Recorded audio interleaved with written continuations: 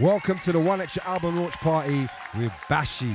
My mum was around, my dad was around, raised me well, but soon as I come out the house, wow. A man who has spent 10 years outside of the musical spotlight, just cutting his cloth, doing up Hollywood, doing up some major roles. You would have seen him in the likes of Shank, to Top Boy, to 24, to Them, and a bunch of others. But today, he's back here at the legendary Maida Studios for us to perform the brand new album, Being Poor is Expensive. Childhood was lovers, rock, rhythm and blues, dancehall. Man used to go bonkers at Conkers, pogs and playing marbles. Love British Bulldog, hide and seek and pass the parcel. Street Fighter, round the time that Righty played for Arsenal. Fast forward, money up against the schoolyard wall. Go home, watch X-Men and Marvel, let Hey Arnold. Look, I was still a virgin, but all of my thoughts carnal. Like, can I hit your G-spot, baby? Throw it back to Wayne Marshall. Dark horse, but was a sensitive child. Temperament mild, never been wild. Rarely was wild, presentable wild. Was never in style, but never had the AV. Wasn't wavy and yet I stood out. I was sweeter than Laos, golden syrup, always a smile. Before the ends of my poor choice of friends made me vile. Life would have been different if I grew up in Chapel St. Giles, but I grew up in KG, made me cagey. Lucky that I always got home safely. I only know that looking back on it now. Saw my friend for 15, I was just chilling at my pals. He let me hold it.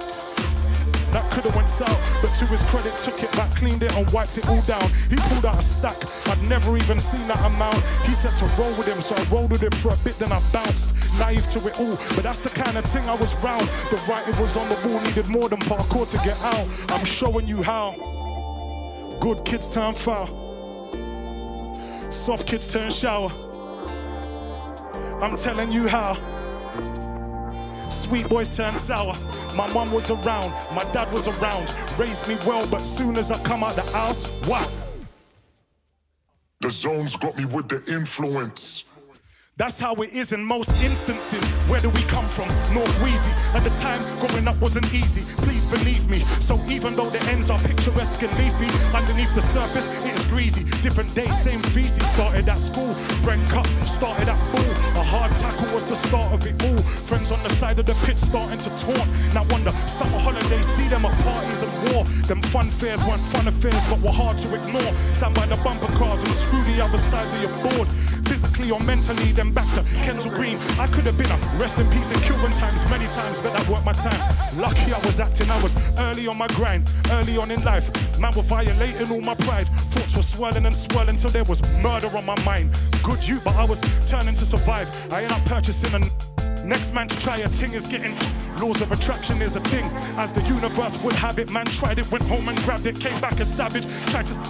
He jumped back and started Justin Gatlin. I chased him and tried to catch him. He's lucky I never caught him. I'm lucky I never caught him. If I did, I would've. The karma that would've bought me. Been arrested by the morning. 2 sets of parents falling. My mum would've never fought it. Thought I was chilling at Courtney's. Yeah, I know that sounds sordid, but everything that I saw did. Good kids turn foul.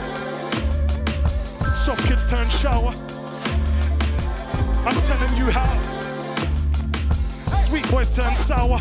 My mum was around, my dad was around, raised me well, but soon as I come out the house, mad. The zones get you with the influence. That's how it is in most instances.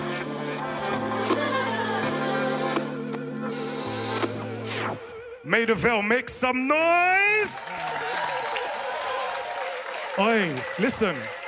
Oi, this is proper. This is proper.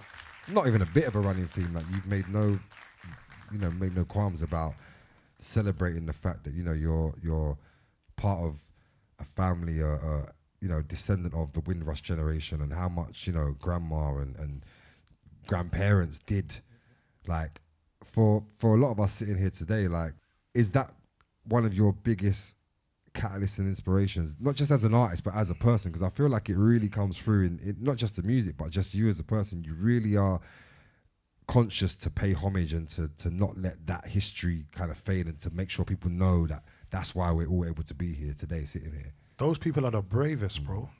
They left their homes like young as well, and then came to a country and a place that was hostile. Their dream was that future generations of their family would have a better opportunity. Yeah, they did it for themselves, but the foresight to do that, to be unselfish, to leave your comfortable place and endure that and then instill principles in their kids and their kids' kids. Granny came on a boat, Granny came on her own. Granny came out to England cause she thought the pavements are gold. Look, Granny said she was cold. Granny never seen snow, no dogs, no Irish, no, you already know. The Windrush generation and people who came around that same time from other places have poured so much into the tapestry of Great Britain, like it can't be forgotten. Like the music, the vibes, the food, the language, just all these things. Just culture in just general. culture. Can you imagine bro. what like the UK would be like? It's a little bit bland, to say the least. So we Big up all the English people, obviously. but- No, always. That's why I'm never firing shots. It's just more, we just can't forget what Of course. has been poured into the country to make it that everyone together. You get me? Like everything. Teamwork makes the dream work. Yeah, as they bro. say, So man. it can't be forgotten. It is to be respected. Once they're gone, if we the children and grandchildren and great grandchildren don't tell their story, then who's gonna tell it? And then it's gonna be left to people who don't really know about the story. So we need to make sure that that legacy is kept alive and the importance is shown to the world. We move to the track How Black Men Lose Their Smile, and you know it kind of starts in reference to your dad with, you know, you explaining to us seeing him such a young, smiley, happy, proud man, and then the man that you met as a child was slightly different, you know, more stern, more hardened, if you like, and you realize within yourself that this has happened to you to some degree. Like, did you have a moment where you literally realized it, or was it something that kind of happened gradually over time and you're like, actually, I'm in the same sort of situation? Yeah, when I was younger, you know, like when you're young, you're just looking at it like, why are you so serious? Like, lighten up. You're just thinking, oh, you're just serious. But that's through the eyes of a child, you know. It's only when I got to become a grown man myself and then experiencing things in the world that I was like, growing up, like I say, black man living in the next man's world. That's how black men lose their smile. Not a white man's world, not this man's world, just another person's world. If anyone who lives where there's just like, there's not as many people that look like you. David Harewood did a documentary about it and he calls it Death by 1,000 Cuts. And it's just like all these little things that sort of affect you in your life, whether that's just like an interaction with a police officer, an interaction at work, an interaction at school, an interaction with someone who doesn't understand you because they don't look like you, and just how that compounds over life and then has an effect on you. And similarly, I did a series called Them, which talks about that as well. And then my character has that sort of physicality where the weight of the world and all these actions against you eventually weigh on your shoulders, and then my character becomes hunched over. But in real life, I think that's how black men lose their smile. And then I noticed it with myself. Okay. Yo, looking back at some pictures and they had me thinking, wow, I was a happy child. Very happy, my hair nappy, running round in my nappy wild. Beautiful skin, dark chocolate brown. Really proud, temperament mild. Before the age of 1, I could count. The world was home on my nana's house. Everyone dancing, laughing loud.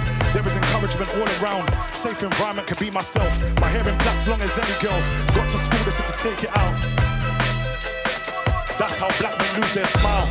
I was a clever child, smart, I was sharp as nails. More advanced than my whole class. Learning at their pace slowed me down. Sped through work, then would mess about.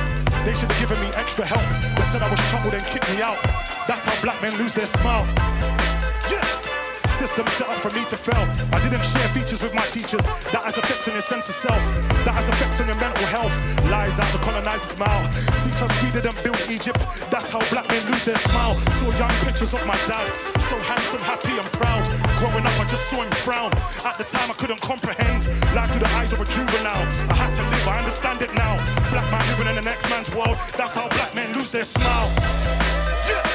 Melanin strong, so we all stand out. Prejudice everywhere that I exist. Feels like I lived my whole life on trial. Karen scared, recognizing fear. Phones come out and then police get down. That's how little white lives can kill. That's how black men lose their smile. That's how black men lose their life. The world has made me hate myself. I'm scared of men that look like me. Self-hatred rooted so deep. Him or I must protect myself. I'm going grave or I'm going jail. And that's how black men lose their smile. Yeah. I saw my granddad old and frail. Face turned hard from the pain he felt. No complaints, take the hand he's dealt. He told me his story, it made me cry. He told me his story, it made me melt. And that's how black men lose their smile. Had genocide, been terrorized, been scrutinized, been brutalized, been ghettoized, been sexualized, been sterilized, been plagiarized, unrecognized, been jeopardized, been tyrannized, been trivialized, been stigmatized, been ostracized, demoralized, dehumanized, traumatized, but full of pride. Hold me down and still I rise.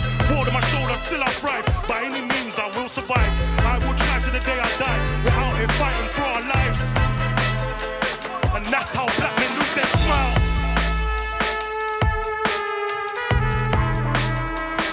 That's how black men lose their smile.